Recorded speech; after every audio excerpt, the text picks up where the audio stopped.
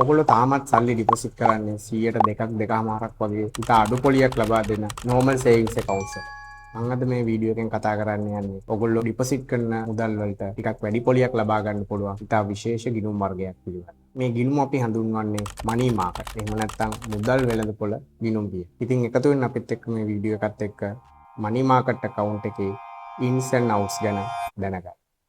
ඉතින් අපි ඉස්සෙල්ලම කෙටියෙන් බලමු මනි මාකට් account එක කියන්නේ මොකක්ද? මනි මාකට් account එකේදී කරන්නේ ඕගොල්ලෝ ඒ account එකට ඩිපොසිට් කරන මුදල් ඒ අදාළ මූල්‍ය ආයතන විසින් විවිධාකාරයේ වූ ආයෝජන ක්‍රමවල ආයෝජනය කළා. ඒ ආයෝජන වලින් ලැබෙන ප්‍රතිලාභ වලින් කොටසක් තැන්පත් කරුවවන ඕගොල්ලන්ට ලබා දෙනවා. මේ මනි මාකට් account එක normal savings account එකක් හා සමානයි. නමුත් මේකේ තියෙන විශේෂත්වය තමයි සාමාන්‍ය ඉතුරු කිරීමේ ගිණුමකට වැඩිය ටිකක් වැඩි පොලියක් ඕගොල්ලන්ට මේ මනි මාකට් account එකෙන් ගන්න පුළුවන්. අපි ඉස්සරහට මේ වීඩියෝ එකෙන් ඒක ගැන ටිකක් වැඩිපුර කතා කරමු. මේ මනි මාකට් account එක ඕගොල්ලන්ට ඔෆර් කරන්නේ ශ්‍රී ලංකාවේ මහා බැංකුවේ ලියාපදිංචි බලපත්‍රලාභී වාණිජ බැංකුව. එතකොට මේ දේවල් එක්ක බැලුවාම අපිට මේක හඳුන්වන්න පුළුවන් ඉතාම සුරක්ෂිත සහ අඩු අවදානමක් තියෙන ඉතා හොඳ ආයෝජන ක්‍රමයක් ඇති. ඊළඟට අපි බලමු මේ මනි මාකට් account එකෙන් ඕගොල්ලන්ට තියෙන benefits. එහෙම නැත්නම් වාසි මොනවාද?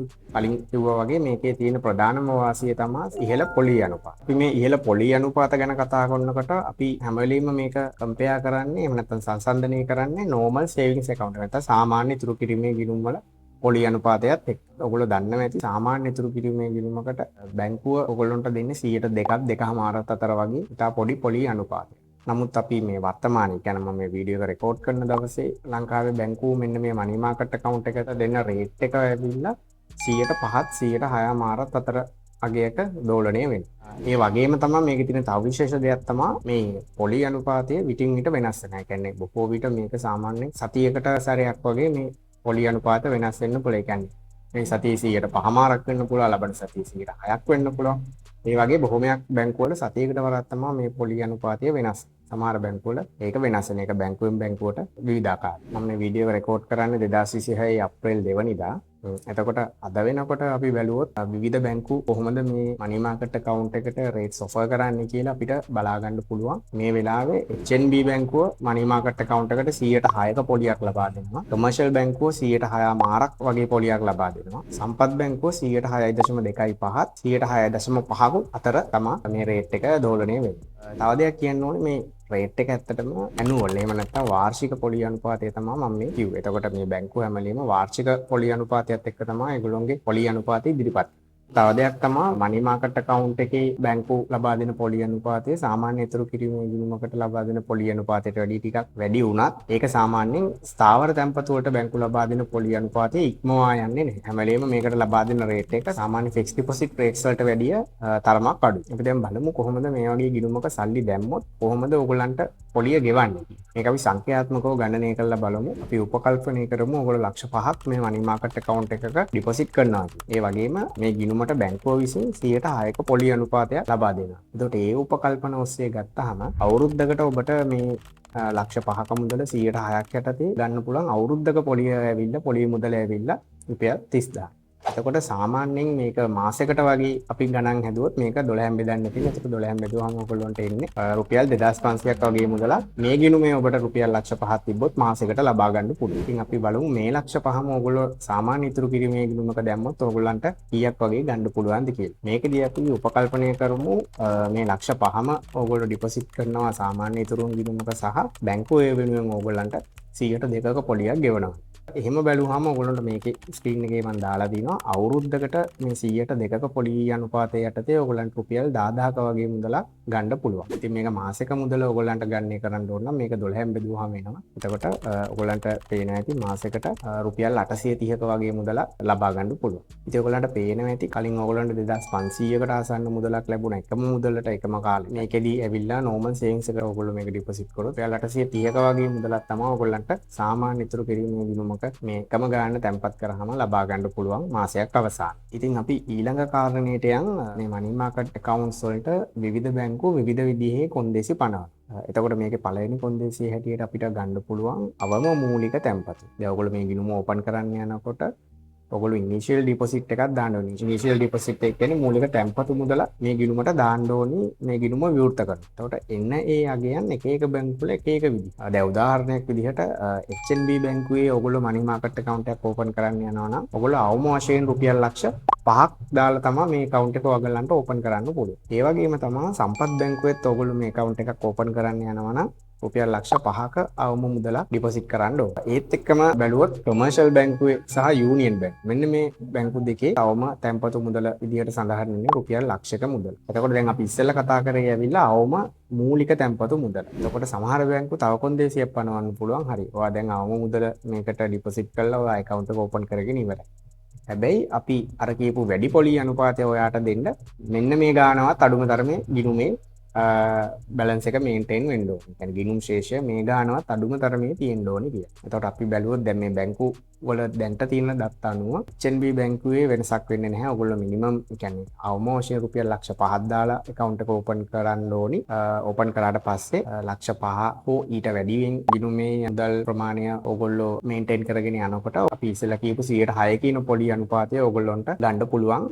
එතකොට කමර්ෂල් බැංකුවේ මේක ගත්තොත් කමර්ෂල් බැංකුවේ තියෙන දත්ත හැටියට තවම මූලික තැන්පතු මුදලක් ලක්ෂයයි සහ කියන වැඩි පොලිය ලබා ගන්න ඔයගොල්ලෝ ගිණුමේ පවත්වාගෙන යා යුතු අවම මුදලත් රුපියල් ලක්ෂය. ඊට පස්සේ අපි සම්පත් බැංකුවට ගත්තොත් දැන්ට තියෙන දත්ත අනුව ඔයගොල්ලන්ට රුපියල් ලක්ෂ 5ක් අවම වශයෙන් දාලා මේ ගිණුම ඕපන් කරන්න පුළුවන්. හැබැයි ඔයගොල්ලන්ට අර කියපු වැඩි පොලිය ලබා ගන්න නම් ලක්ෂ 10ට වැඩියෙන් account එකේ බැලන්ස් එක මේන්ටේන් කරගෙන යන්න ඕනේ. කියන්නේ ලක්ෂ 5ක් තිබ්බොත් ඔයාට හම්බෙන්නේ 102ක පොලියක්. ඒ කියන්නේ සාමාන්‍ය ඉතුරු කිරීමේ ගිණුමක පොලියක් තමයි ඔයගොල්ලන්ට හම්බෙන්නේ. හැබැයි ගිණුම ඕපන් කරන්න ලක්ෂ 5කින් පුළුවන්. කලින් කිව්වා වගේ විවිධ බැංකු විවිධ ආකාරයකට තමයි මේ ගිණුම් වර්ගයට කොන්දේසි පනවලා තියෙන්නේ. ඒතකොට ඔයගොල්ලෝ ගනුදෙනු කරන අදාළ බැංකුවත් එක්ක ගිහිල්ලා කතා කරලා ඔයගොල්ලන්ට ඒක ගැන හරි විස්තරයක් ගන්න පුළුවන් සහ බැංකුවේ තියෙන නිල වෙබ් අඩවියනොත් ඔයගොල්ලන්ට විස්තර විශාල ප්‍රමාණයක් ගන්න පුළුවන් මේ ගිණුමට අදාළ සාමාන්‍ය විස්තර ඔයගොල්ලන්ට එතනින් බලා ගන්න පුළුවන්. ඒ කියන්නේ ඒකටත් දෙන පොලිය කොහොමද මොනවාද අවශ්‍ය කරන ඩොකියුමන්ට්ස් මොනවාද ඒකේ තියෙන කොන්දේසි වගේ මූලික විස්තර ටිකක් ඔයගොල්ලන්ට වෙබ් අඩවි පරිශීලනය කරලා ලබා ගන්න පුළුවන්. දැන් අපි කතා කරන්න යන්නේ මේ ගිණුමේ තියෙන තවත් එක වාසියක් ගැන. ඒක තමයි ෆ්ලෙක්සිබිලිටි. එහෙම නැත්නම් සල්ලි ඩිපොසිට් කිරීමේ හා විත්ඩ්‍රෝ කිරීමේ නිදහස. එතකොට දැන් අපි මේක ගැන කම්පෙයාර් කරනකොට ඇත්තටම අපි පාවිච්චි කරන්නේ ෆික්ස් ඩිපොසිට්. ඒ නැත්නම් ස්ථාවර තැන්පතු ගිණුම් තමයි අපි පාවිච්චි කරන්නේ මේක ගැන සංසන්දනය කරනකොට. ඉතින් ඔයගොල්ලෝ ෆික්ස් ඩිපොසිට් එහෙම නැත්නම් FDs ගැන දන්න කෙනෙක් නම් දැන්ටමත් දන්න ඇති FD එකක් දානකොට FD එකේ කාල සීමාවයි ඒකට අදාළ බැංකුව විසින් ඔයගොල්ලන්ට ලබා දෙන පොලි අනුපාතයි දෙකම ස්ථිරයි. ඒ කියන්නේ දැන් උදාහරණයක් විදිහට ඔයගොල්ලෝ අවුරුද්දකට ෆික්ස් ඩිපොසිට් එකක් දැම්මොත් බැංකුව විසින් ඒකට 10%ක පොලියක් දුන්නොත් අර අවුරුද්ද ඉවර වෙනකල් ඔයගොල්ලන්ට අර කියපු 110 තමයි බැංකුව ගෙවන්නේ. එතකොට ඔයගොල්ලන්ට මාස දෙකකින් වගේ යම් මුදල් අවශ්‍යතාවයක් වුණොත් ඔයගොල්ලන්ට සිද්ධ වෙනවා අර කියපු ෆික්ස් ඩිපොසිට් එක ක්ලෝස් කරලා සල්ලි අරගෙන ඔයගොල්ලෝගේ වැඩේට පාවිච්චි කරා. ෆික්ස් ඩිපොසිට් එක ඒ අදාළ කාල සීමාවට කලින් ඔයගොල්ලෝ ක්ලෝස් කරොත් වෙන්නේ ඔයගොල්ලන්ට අර එකඟ වෙච්ච පොලි අනුපාතය ලැබෙන්නේ නැහැ. හිතන්නකෝ අවුරුද්දකට ඔයගොල්ලන්ට 10%ක් ගෙවනවා කියලා. එතකොට බැංකුවේ 10% ගෙවන්නේ ඔයගොල්ලෝ ඒ ෆික්ස් ඩිපොසිට් එක අදාළ කාල පරිච්ඡේදය පුරාම තියාගෙන හිටියොත් විතරයි. ඒ කියන්නේ ඒක අතරමැදදි ගෙවුවොත් ඒ බැංකුවයි ඔයගොල්ලෝයි අතර තියෙන ගිවිසුම කඩ වෙනවා. එතකොට බැංකුව 110ක් ඔයගොල්ලන්ට ගෙවන්නේ. බැංකුව ගෙවන්නේ බැංකුවට කැමති පොලි අනුපාතයක් තමයි ගෙවන්නේ. ගොඩක් වෙලාවට 102 කියන්නේ සාමාන්‍ය ඉතුරු කිරීමේ පොලි අනුපාතය තමයි ඔයගොල්ලන්ට ලැබෙන්නේ.